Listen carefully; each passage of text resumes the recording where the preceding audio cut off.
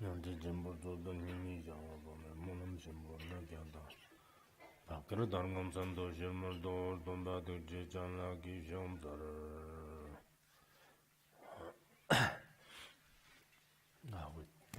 order to liberate all sentient beings, let's all generate the bodhicitta.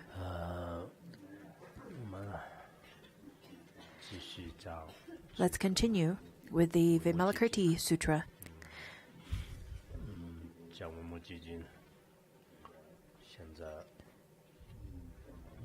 We're currently on the chapter of non-duality.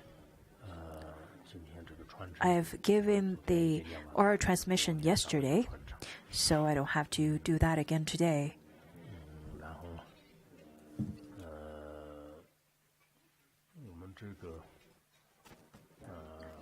Next week, our schedule is very similar to this week.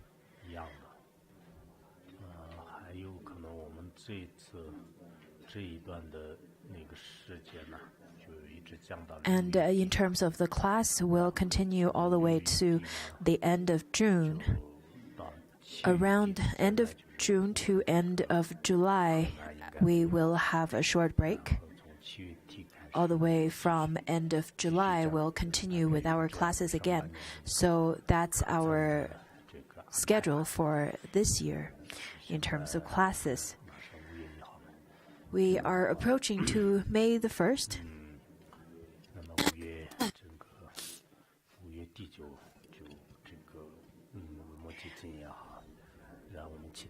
May the 1st, Vimalakirti Sutra, and other classes. We'll have those classes, and then end of June to end of July, we will not have classes, so that you can save some gurmo, which means money, in order to buy airplane tickets. So you can take 1 month to retreat, to earn money, to go out and have vacation, to be distracted in this world, and so on.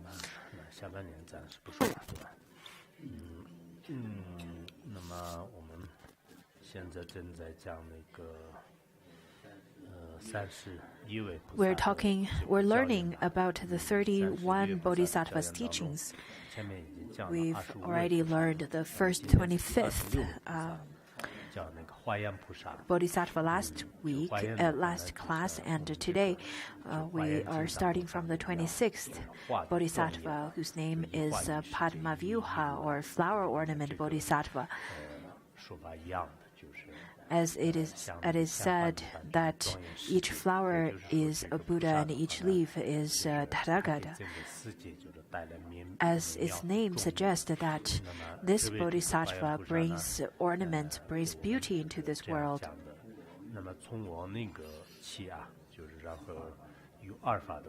He then said that the generation of duality from self constituted duality. Before, another Bodhisattva also talked about I and mine, the duality between I and mine. But this one is a little bit different. Over here, the flower ornament Bodhisattva said then, once you have the self-grasping, then you are already giving birth to duality. You have grasping towards self, and then you have grasping towards objects.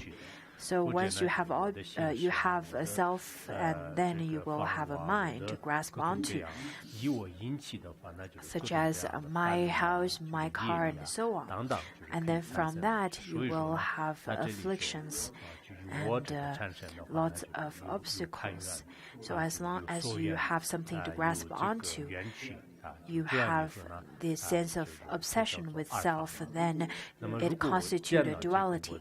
But then once you see the real characteristic of self, what is the real characteristic of self? In fact, that is the non-self. The true character of self is non-self. And then there is no generation of dualistic dharmas. All the dualistic dharmas are nowhere to be grasped onto. And from there, you won't have any view of self. There's no dualistic ideas, dualistic thoughts. So as long as there is no self, no grasping towards self, then there is no consciousness, and to be without consciousness is to enter the Dharma gate of non-duality. In some commentary where it says that my own nature is the Buddha nature, and the Buddha nature is Tathagata. Whenever you see the nature of yourself, that is the Buddha nature,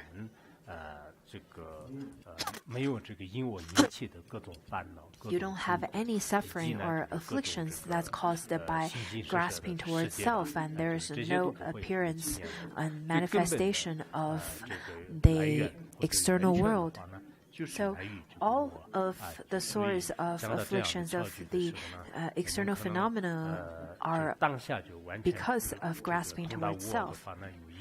It is hard to understand selflessness at the beginning, but I think whenever we're learning the non-duality, and when we're learning about the no-self, the truth of no-self, at least we can understand and at least we can practice such no-self, and we'll have less sense of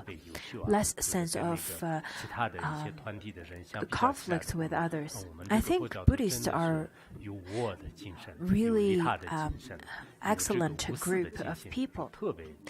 Lots of people are very altruistic. They have great aspiration and they have great capacity. But on the other hand, I think the Buddhists are a little too free, because when you look at any other groups in this society, in terms of corporations and any kinds of organizations, they all have the regulations of they have regulations, and then if you abide the regulation and if you have excellent performance, then you'll be awarded, and if you don't, you will be punished. So all those kind of regulations are there in the worldly organization. But in terms of Buddhist community, sometimes what I notice is that, especially our volunteers, because their work is voluntary, they're free, then lots of your habitual patterns and lots of afflictions,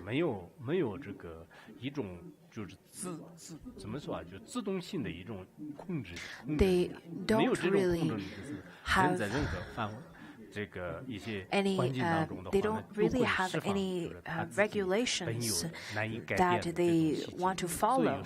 Therefore, all of their habitual patterns will manifest in their volunteer work. So I think inside of our group, inside of our volunteers, I often hear different chatters about how this person doesn't get along with the other person, how this group doesn't get along with the other group. Why is that all over the world? The other organizations or any groups, they don't have such problems, is because they have the regulations of punishment and awards.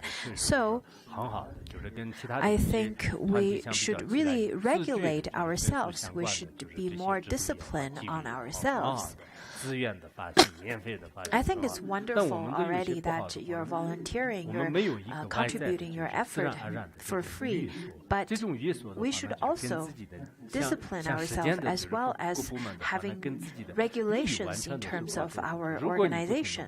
Because for people who do not abide those regulations, they should not have the opportunity to continue to work in this organization anymore, just as all the worldly organizations are.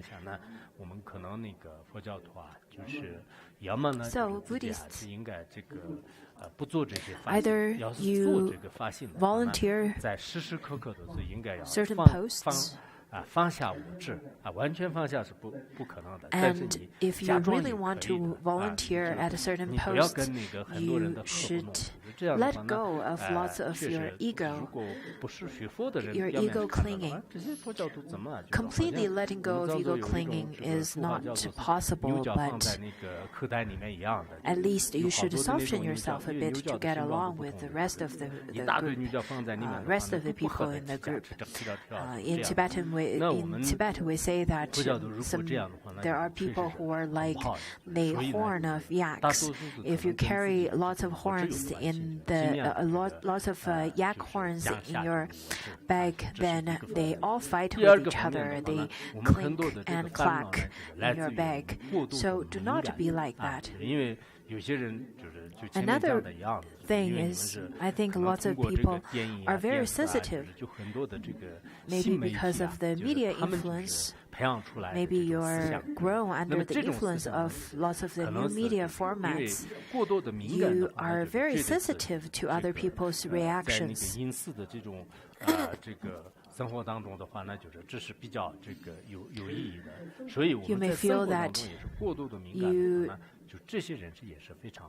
may feel that you need more privacy, and you need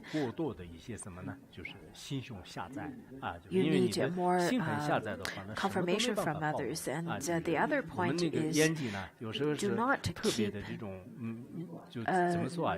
pigeonhole perspective for yourself, and do not be so narrow-minded, narrow-hearted. People with narrow-mindedness and narrow-heartedness, and they will extend or they will expand the little afflictions that they have with others. And eventually that brings lots of big conflicts and afflictions with oneself and others.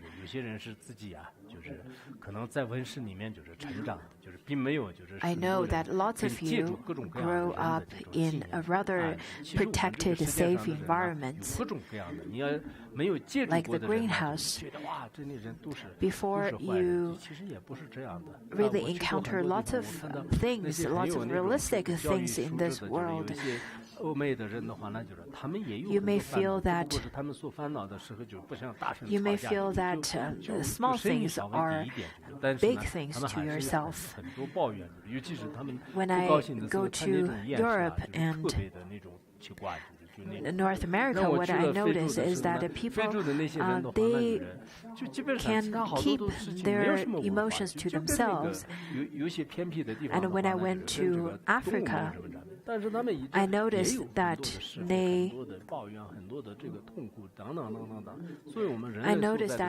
although they don't really have lots of resources, but they also have afflictions. So I think our world is full of afflictions. So to a place that's a pure land, then you may have to go to Sukhavati, where there's no afflictions and conflicts.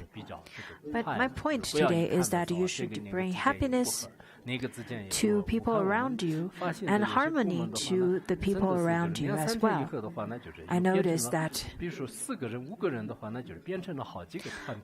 in our group, sometimes people tend to have a sense of partisanship where they would group with others, even if it's a small group of 3 or 4 people. And within a month or two, those 4 or 5 people will group with one another and split with inside this group. And lots of afflictions and conflicts will occur. So I think the Buddhist community has some special rules that applies to this community. But it's really important that you should maintain a sense of harmony with one another, even if it's just 2 people.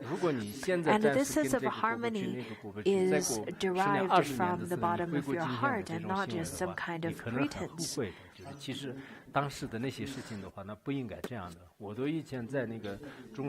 When I was in middle school, when I was fighting with them, I felt that I had so much afflictions. I have to take revenge. I have to. One of us has to win or lose the war. Otherwise, it cannot. I cannot move forward with my life anymore. But now, when I look back, I think all those fights are so meaningless. And I feel that I shouldn't have done those at all. For our Sangha, I noticed there are people who don't have constructive suggestions to better our community, but they only talk behind each other's back. And in such a way, how could you benefit all sentient beings? That's because people have not understood the sense of duality. They do not understand the real characteristic of the self yet. From cognition, psychology, people talk over the psychologists talk about how people look through pigeonholes, and that's the experience they have. In fact, that's how everyone's experience are. They only see partially the truth partially, and they do not see anyone else's truth. They don't see anyone else's perspective. I think we should practice Tonglen or exchange oneself to the others, or put your feet in other people's shoes and try to understand other people's perspective. Do not often perceive others as the others is terrible and the others is not as good as you, and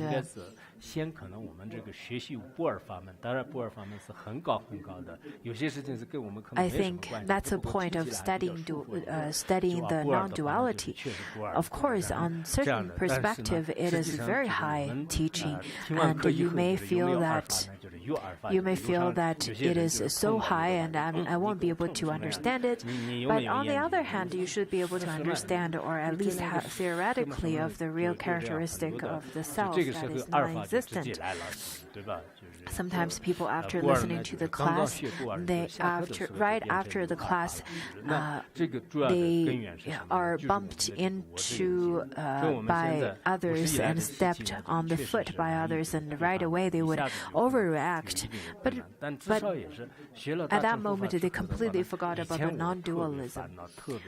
After studying the Mahayana Buddhism,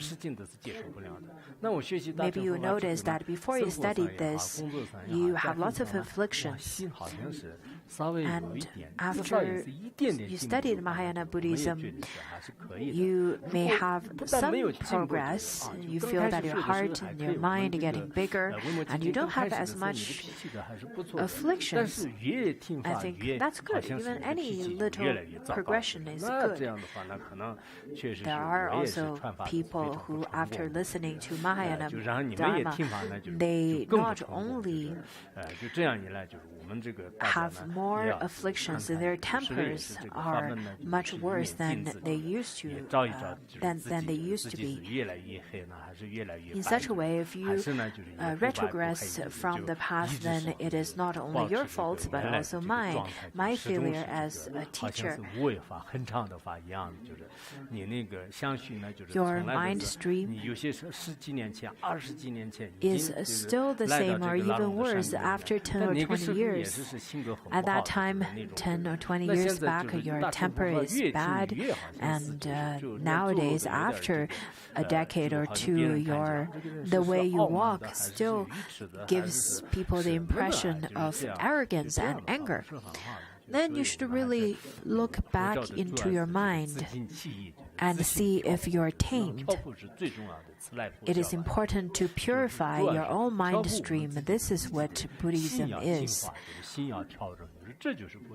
This is the root of Buddhism. For the Dharma practitioners, your mind should be vast and open. You can embrace any kind of phenomena, any kind of experience. In fact, this is the most important of Buddhism.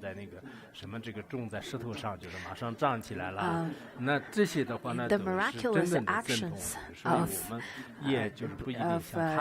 practitioner is not transcendence powers, is not planting the trees on rocks and the trees will continue to grow. It's not that. It's to tame your own mind. That's the real miraculous power of Buddhism. The next Bodhisattva, store of virtue Bodhisattva, Sri Garba Bodhisattva, he then said that the virtue over here is to repay the kindness and to have all kinds of merits. That's what the name means. The characteristics of attainable constitute duality. 得法和有所想法，就是得的话，那就是指内在的这个我啊，然后那个相的话，那就是外在的这个所愿相啊，就是有些注释当中的话呢，就是说这个有所这个贪愿，有所这个所愿。And then attainable, perceptible is what the one is able to perceive. So the perceiver and received, those constitute dualities. If there is unattainability, if there's nothing to attain and it's unattainability, then there's no grasping and forsaking. Nothing to grasp and nothing to forsake. At any moment, there's nothing to grasp and nothing to forsake. Then this is to enter the Dharma gate of non-duality. Perceiver and perceived over here is very important. There's a sutra. The name of this sutra is the Sutra of Hayi Bodhisattva's Questions. Within it, it has a verse that says that if a dharma is unattained, it is of non-discrimination. The same is true for Buddhas, Buddha Dharma, and everything. If there's nothing to attain, then how can we attain it? How can we have dualistic view or dualistic grasping towards it? That's not possible. So, it is the same for the Buddhas, Buddha Dharma, and all phenomena in this world. All the phenomena. Therefore, once you understand such teaching of no grasping and forsaking, then that is to enter the Dharma gate of non-duality. 这是我们讲到的是什么呢？就是第27位菩萨。That's the 27th Bodhisattva's teaching. 那么下面呢，就是讲到第28位菩萨。The 28th Bodhisattva's name is Trenjotara Bodhisattva, which means a superior moon. 实际上，就像那个月亮的这个月亮在 Just as the moon is in the space, 就是世界的每一个角落 is on the sky, and the reflection of the moon can be reflected in any kinds of water, ponds, and river, any kinds of containers of moon.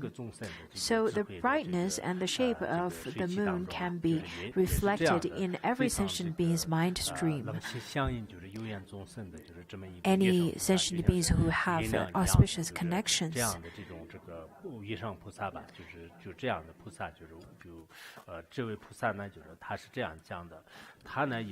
So this is the Kanjotara Bodhisattva, and he said that both darkness and illumination constitute a duality.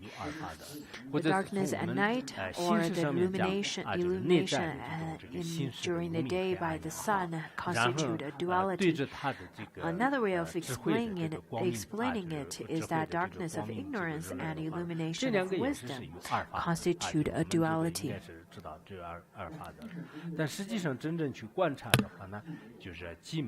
But when we truly observe it and analyze it,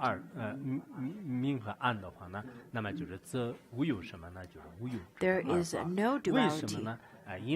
Why is that?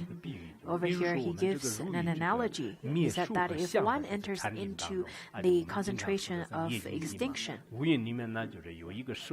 there is perception and thoughts.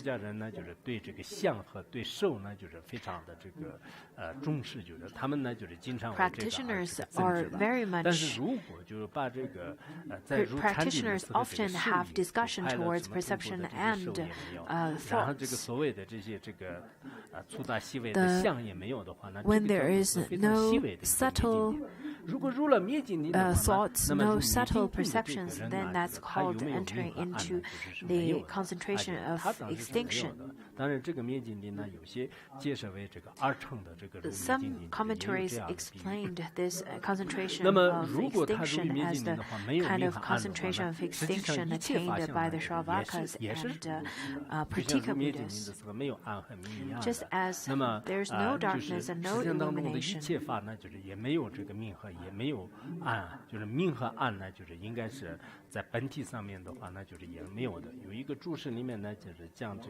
there's no nature that has darkness nor illumination.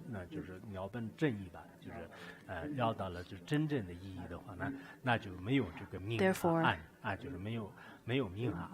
once you understand the true characteristic of all dharmas, you'll be able to understand that there is no darkness and no illumination.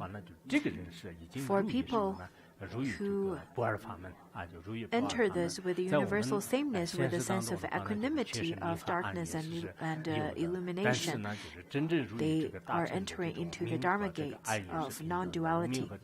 In the Mahayana teaching, the black and white is equanimity, is in equanimity. The dark and illumination, they are in equanimity in its nature. And this sense of equanimity, how can we attain such sense of equanimity?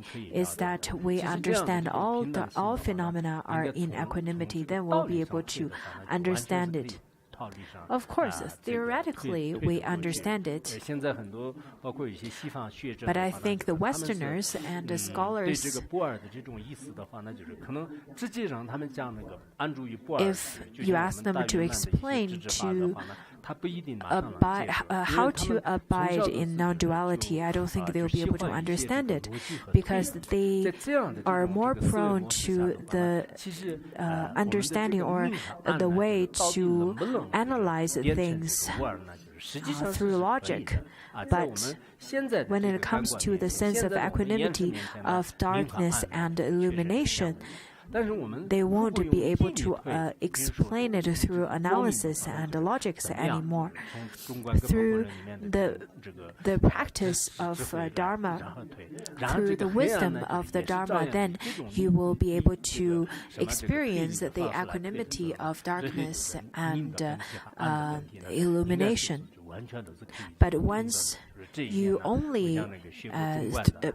for people who studied the Madhyamika, I think for those of you, you'll be able to understand how the darkness and illumination are of no difference. What's the chapter's name? There's a chapter that has the analogy of light and dark.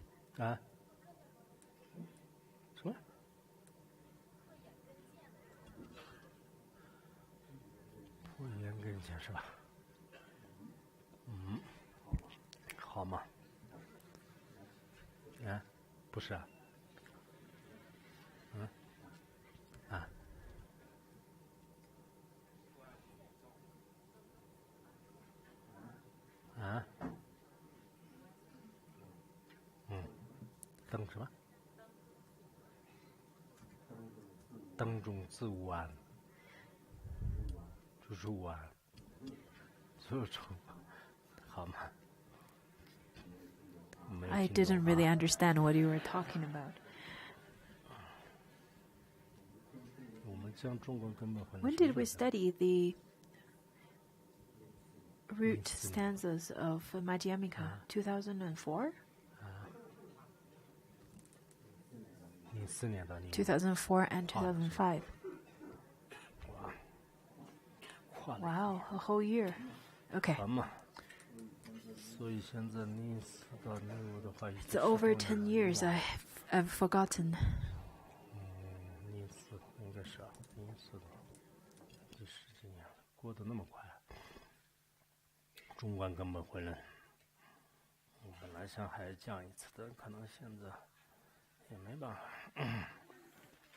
I want to teach it again, but I don't think I'll be able to.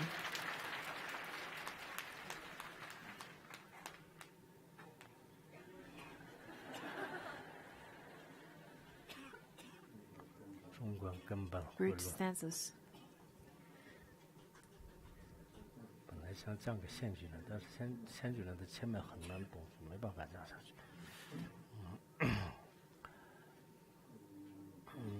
这个是刚才讲的一个不二法嘛，是吧？ So. 下面是第39位选手啊。So the 29th. the 29th participant over here. And his name is Jewel Seal Hand Bodhisattva, Ratnamudra Hasta Bodhisattva. The one who holds the truth of all the Dharma and seals such truth. Just as the Vajrapani Bodhisattva,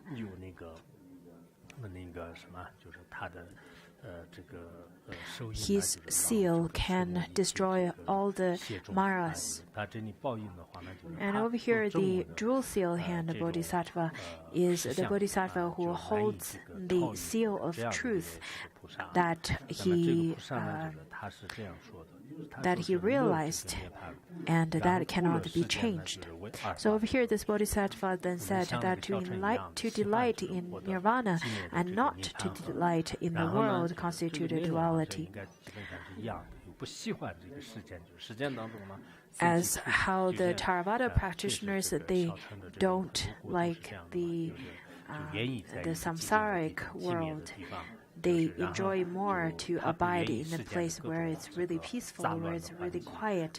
They don't like the chaotic samsara.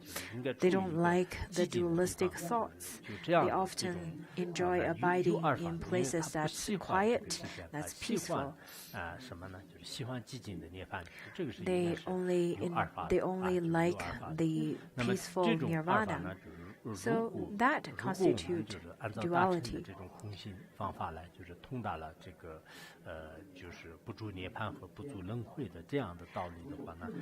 Then, according to Mahayana Dharma, where it talks about do not abide in nirvana nor samsara, to even stay in this world for as many years as possible, they're not disturbed by this chaotic samsaric world. If one does not delight in nirvana and does not have aversion for this world, then there is no duality. Why? If there is bondage, then there is emancipation. But if there is no bondage to start with, how can you say that there is emancipation or there's a freedom from the bondage? Then if there's fundamentally no bondage, why would seek for emancipation? Without bondage or emancipation, then there is no delight or aversion. This is to enter the Dharma gate of duality. Over here, this one mainly talks about delight in nirvana and aversion to to samsaric world. Practitioners tend to wanting to go to different retreats where they want to get away from people that might distract them. Of course, on one hand, it is very good to have or to stay at a place that doesn't have as many distractions. But on the other hand, to bodhisattvas, they should not have the aversion or delight. According to Avatamsaka Sutra, where it says that samsara is without defilement, so what is there to be rid of? Nirvana is without peace, so what is there to take delight in? I think the quotes that lots of the masters quoted are very good, very timely. For mundane beings, we feel that samsara is so fearful and we have lots of aversion towards samsara. Practitioners, when they get closer to people who are very dualistic, who have lots of thoughts, then the practitioners would feel that, wow, those people are terrible, and I'd rather just lock myself inside my room. I'd like to practice on my own, to meditate, to chant mantras, and to only practice the Dharma of liberation and not to mingle with those dualistic, worldly people. Yes, on one hand, it is very good to practice on your own, but for bodhisattvas, they do not have any differentiation between the samsaric or the nirvana, nor the nirvana. If you remember, there are bodhisattvas who made the aspiration to go into hell realm and liberate sentient beings. In fact, nirvana is not all peaceful. It's a state where all your graspings, all your attachments extinct. So it's not a place that's peaceful or nothing happens. Therefore, to differentiate samsara and nirvana then is a wrong path. That's one aspect of it. The other one is from the ultimate point of view. Bondage and freedom from bondage, they are neither valid. Why? Nagarjuna said that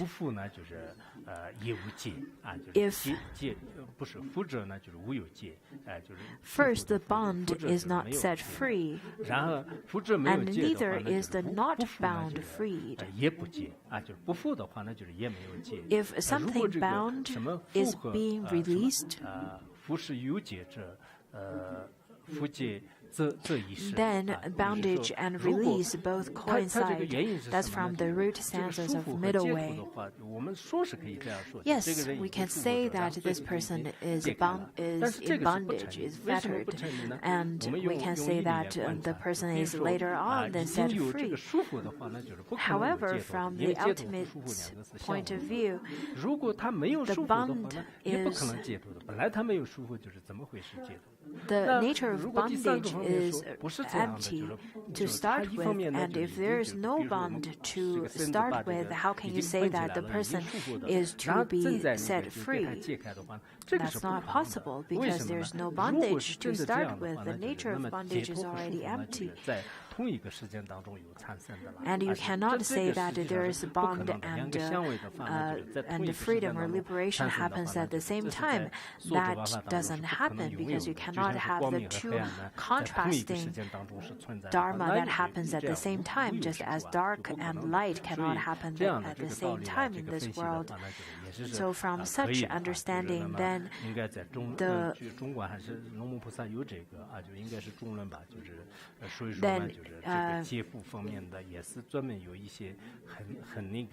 I think you will be able to understand the profound meaning of this stanza. 对这个轮回和涅槃呢，就是也可以说不去舍吧， no forsaking or grasping towards nirvana nor towards samsara nor nirvana. The nirvana is not born, and the samsara is neither extinct in order to enter into nirvana. So the birth and death of nirvana nor the samsara do not exist. And this part we can understand this teaching from this bodhisattva through the teachings of Prajna Paramita. Then you'll be able to understand it in a more, in a deeper way. 如意咒就如意咒的这种定式，其实它的定式的话呢，也不一定就像龙王一样的这样，也许可能像龙王那样的有这样的。The Manikutaraja Bodhisattva, where he wears this crown of pearls. Maybe not as how the Nagas wear jewels on the crown. But this bodhisattva then taught that the correct path and the heterodox path, the right path and the wrong path constitute a duality. We often talk about the right view, right action, right livelihood, wrong view, wrong action, wrong livelihood, and so on. But those who abide in correct paths do not discriminate between the heterodox and the correct, do not discriminate between the right and the wrong path. In ultimate truth, there is no differentiation between the right and wrong. And for people who transcend this duality is to enter the Dharma gate of non-duality, enter the gate of non-duality. Of course, in relative world, we have the right view and the wrong view, the right path and wrong path.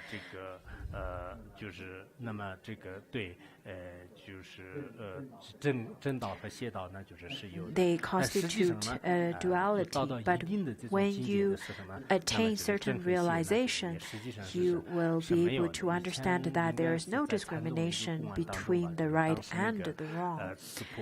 According to a Zen story, there was a Zen master whose name is Zenko, and he heard a stanza saying that to eradicate trying to eradicate the delusion actually aggravates it, as well trying to realize suchness actually goes the wrong way against of it. And he was thinking, how could that be? Because trying to eradicate a delusion, how could you aggravate such sickness? That can't be. And when he just heard it, he couldn't understand it, and he thought the verse was wrong. And this Zen master very carefully contemplated on this verse. He even posts this on the wall wherever he goes, because he was a traveling monk at that time. After contemplating it day after day and month after month, one day when he was enjoying the meal offered by the lay practitioners, at that moment, all of a sudden, he was enlightened and he understood the meaning of it completely. According to the sixth patriarch, the platform Sutra of sixth patriarch, where it says that in order to, once you attained purity, then the ultimate truth, you don't really differentiate between the right and wrong anymore. Now we are so fearful of the wrong view and heterodox path. heterodox view. However, when we hear teachings of non-duality, when we hear teachings of Zen Buddhism, you may feel that all of these teachings are very daunting. You may feel that, is it my high altitude sickness that I hear such teachings? But for people who only listen to these stanzas very recently, then you may feel quite displaced. You feel that you need some oxygen. For the high altitude sickness. But after a while, you'll be able to get used to such teachings. But on the other hand, do not pretend that you have such realization when you don't. Our dualistic mind cannot grasp onto the truth of the Dharma Dhatu. We cannot understand suchness. We cannot understand whether our body is solidly existing or empty. Therefore, in terms of such profound teachings, do not trust your dualistic mind too much, especially for those of you who attend university, who got bachelor degrees, master degrees, or even PhD, and for those of you who received higher education, you may feel that you attained something in this world, and all these names could be fooling you. Do not think that, oh, I graduated from such privileged school, I am the CEO of such big corporation and enterprise.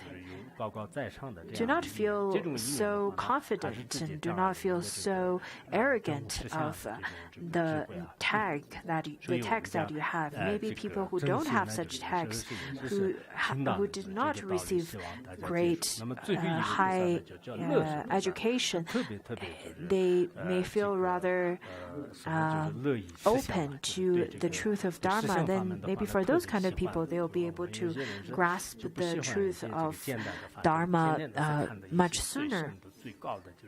The next, in fact, the last Bodhisattva then said that delight in the real Bodhisattva. The Satyananda Bodhisattva, the Bodhisattva who delights in the truth, said that the real and unreal constitute a duality. To really see is not to see reality. When you see reality, is not seeing reality.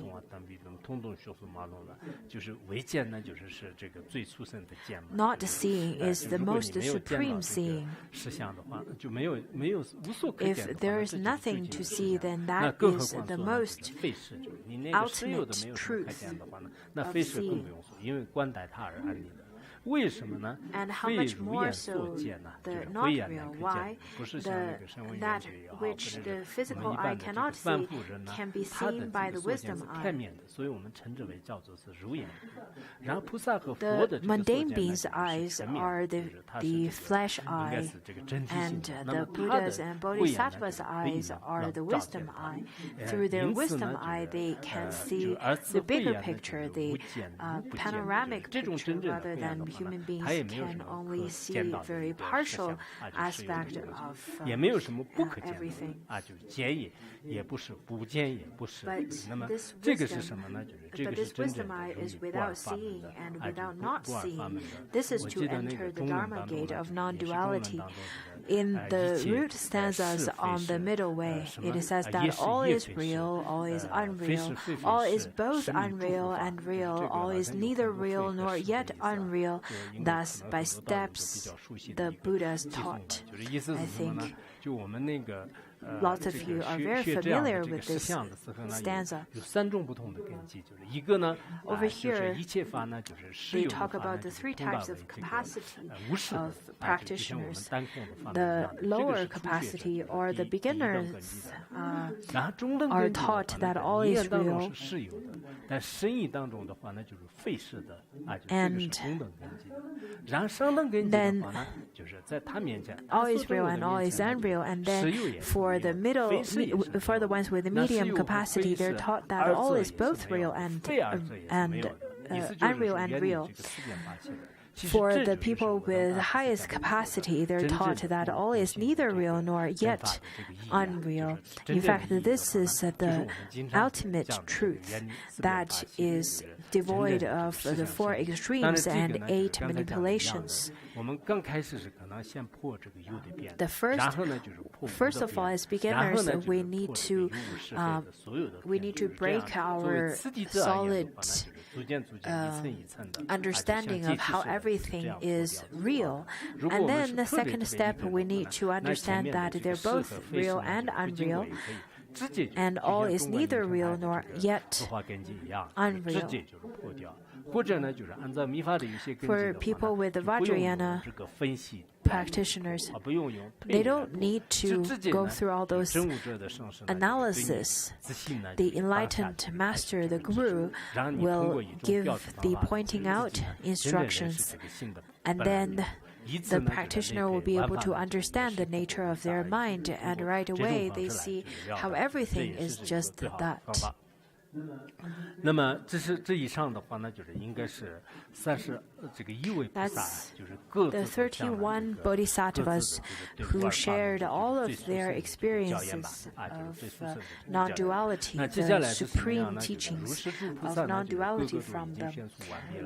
After all those bodhisattvas shared their experience, then they asked Bodhisattva Manjushri, saying that, why don't you share something about non-duality, because you, after all, have the unsurpassable wisdom. You're the bodhisattva of wisdom. Therefore, why don't you share that? What do you think of the bodhisattva's dharma gate of non-duality? So Bodhisattva then answered and said that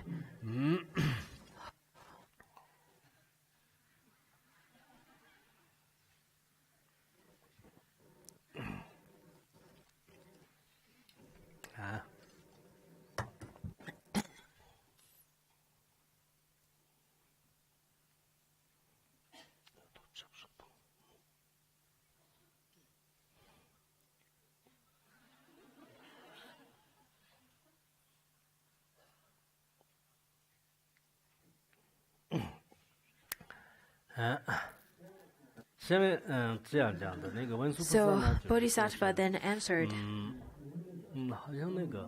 I think the Tibetan version is a bit different. He then said that what you've said are all dualistic, not non-dualistic, same as the Tang's translation, the Tang Dynasty's translation. The Tibetan version and the Tang Dynasty's version both have that, saying that, well, all what you've said are all dualistic, they're not non-dualistic. Then, according to how I understand it, it is to be without words, without explanation, with regard to all the dharmas, without manifestation, without consciousness, and transcending all questions and answers. This is to enter the Dharma gate of non-duality. There's nothing to be explained, there's nothing to express, there's no verbal expressions, there's no written expressions. You cannot express it from any words nor any ways to express it. And your mind, your consciousness cannot think of it. You cannot reach to the non-dualism and transcending all questions and answers. There's nothing that you can grasp onto.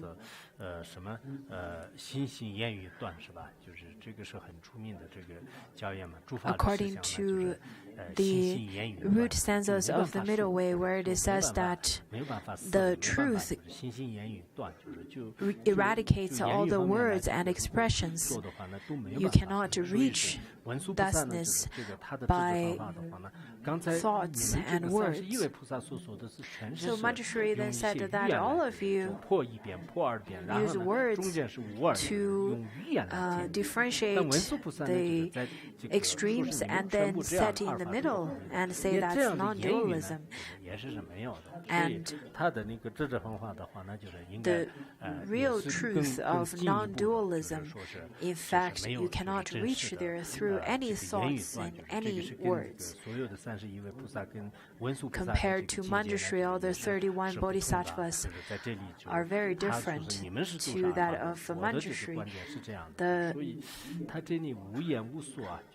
Over here it says that no words and without explanation. According to the Tang Dynasty's translation are different, so maybe sometimes later I will post the original version online, and I won't spend too much time explaining over here. The Kumarajiva's translation is a bit different than the other editions. For those of you who are interested in this, then you can then read into it. And then Manjushri asked Vimalakirti, see, all the 31 bodhisattvas finished their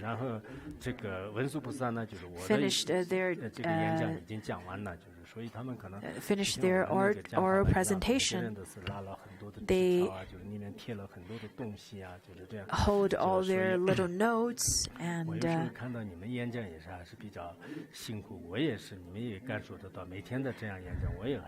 I think lots of you feel that you have to put lots of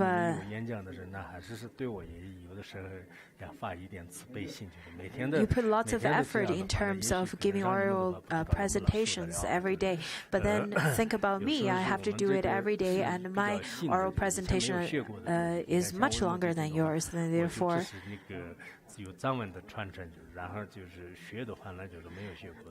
I have to work much harder than those of you.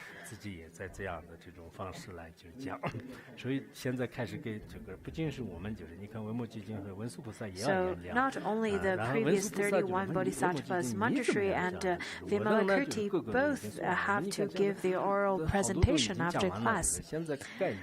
And then now Manjushri asked Vimalakirti saying that, why don't you tell us your understanding? Some of our oral presenters after class, some of them are good and some of them are not as great, but also I noticed that there are people who never really got the turn. Otherwise, I noticed there are people who kept on getting to the stage, and there are people who never got the chance. And with time goes by, then they'll slack off and feel that they'll never be picked to give the oral presentation. Anyhow, Manjushri then asked Vimalakirti, saying that we have each made our own explanation, sir.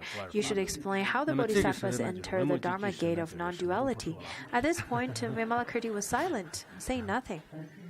In fact, not saying anything is the highest level of realization. The 31 bodhisattvas who all expounded their own experience and realization of non-duality, and then Manjushri said that there is no words, no explanation, and many more. But Vimalakirti at that time abide in the state of realization that is devoid of four extremes, and it kinds of conceptual manipulations. As the Zen stanza says that once you open your mouth, it's wrong. Once your thoughts move, then it devoids, or it goes to the wrong way of truth. As in Chinese we say that silence is gold. So sometimes without saying anything is probably the best. Just as lots of the oral during oral presentation part of the class, there are practitioners who don't say anything at all and hide themselves behind the pillar, and maybe they have the highest level of realization. When our Sangha members goes to propagate the Dharma and asked by the lay practitioners, and they keep silent, that you should realize that this practitioner definitely have a very high level of realization. Of course, I was joking, but on the other hand, once you reach such level, you notice that there's nothing to be said, there's nothing to say at all.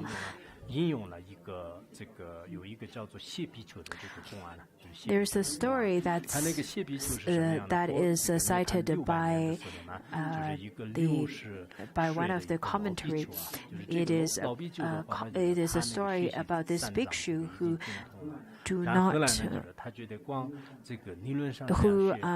studied the three Tripitakas and are very much diligent in the study. But after he studied all the theory, he realized that he should put them into practice, and he was really diligent.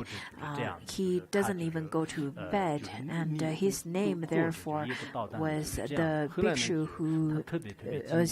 whose rib cage do not touch the bed, as he does not lie down to sleep.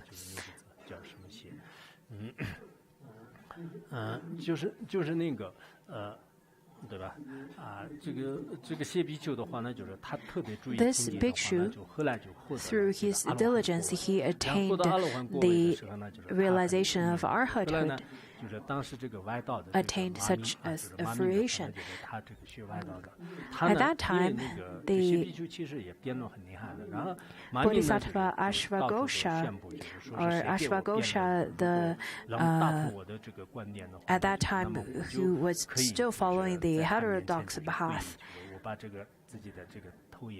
he was very good at debating, and he then announced to people that whomsoever could win the debate over me, then I will give the winner my head. During the debate, then Ashvagosha thought he won the debate because he finished the debate with the last words. But halfway through his departure, he realized that, wait a minute, I really think the other bhikshu won this debate because he was abiding in the state of thusness, and there's nothing to be said at that state. So Ashvagosha realized that, and then he went back to this bhikshu and saying that, I just realized that you won this debate by your realization. Therefore, I will offer you my head. And this bhikshu said that, no, I don't want your head. Maybe you can cut off your hair and get ordained, become a monk, and follow the teaching of the Dharma. And that's how Ashvagosha converted to Buddhism and became a monk.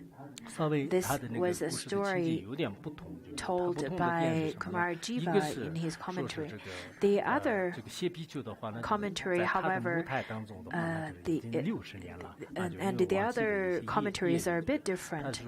It said that this bhikshu who do not lay down to rest, in fact, he was impregnated by his mother for 60 years, and at the time of his birth, his hair and his his beard are all gray. He was already an old bhikshu when he was born. And his disciple was the one who won the debate over Ashvaghosha. This story was told by a collection of sutras that is edited by a group of people, or compiled by a group of people. Another from the biography of Ashvaghosha. He was really famous in China at that time, and then through the miraculous powers of the bhikshu, he then came over to China through his miraculous powers by flying. And at that time, Ashvaghosha was the heterodox, he was practicing heterodox path. And he was quite arrogant. He was saying that whomsoever could win over me through debate, I will offer you my head. Then this bhikshu,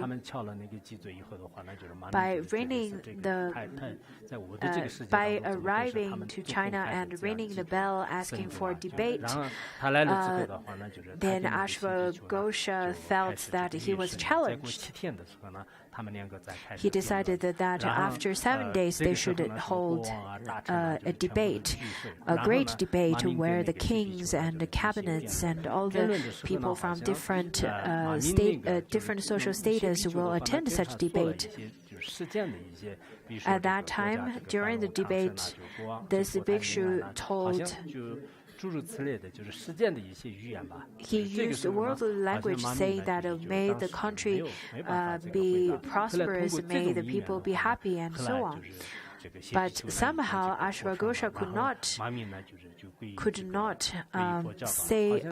utter a word at that time. And because of his lack of response, then Ashvaghosha lost and then took refuge in the Dharma in Buddhism. And the bhikshu won the debate.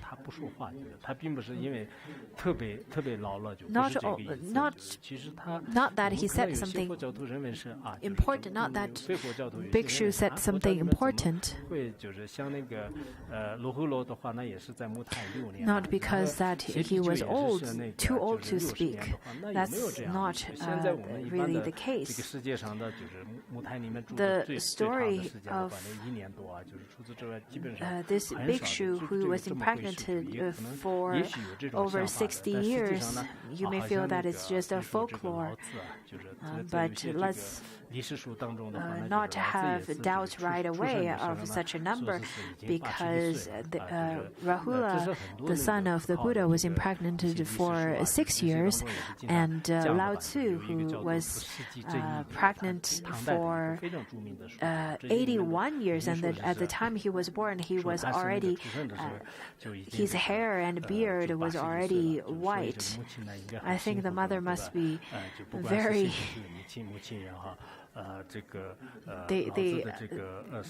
they must be very tired during such long pregnancy. Then all these people who stayed in the womb of a mother for such a long period of time, they have to repay the kindness of their mothers. But also considering that they were impregnated for such a long period of time, their mother at that time must also been very, very old. Bodhidharma, when he went back to India, his four disciples each answered each offered their realization to Bodhidharma through one sentence. Everyone else offered certain realization through words, and then Master Huike was only smiling at that time. Bodhidharma then nodded and saying that you've received the marrow of my teaching. For people who often come to teachers saying that I've realized so and so, could you please seal my realization, or could you please recognize whether my realization is correct? Then you should remember this part, saying that at this point Vimalakirti was silent, saying nothing. That's really the best thing that could be said. For us, during our argument or any kinds of fights, if all the 31 bodhisattvas said something to one another, and we would point to the other person who's not saying that, why don't you say anything to us at all? So Manjushri then exclaimed, saying that excellent, not to even have words or speech is the true entrance into Dharma gates of non-duality. This is the most important conclusion of this chapter. The 31 bodhisattvas and Manjushri's realization are not even the highest, but the Vimalakirti's realization is really the highest realization.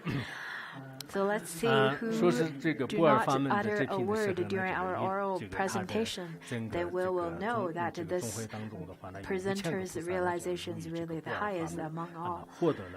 When the discourse of entering the Dharma gate of non-duality was explained, all the 5,000 bodhisattvas attained the forbearance of non-arising of dharmas.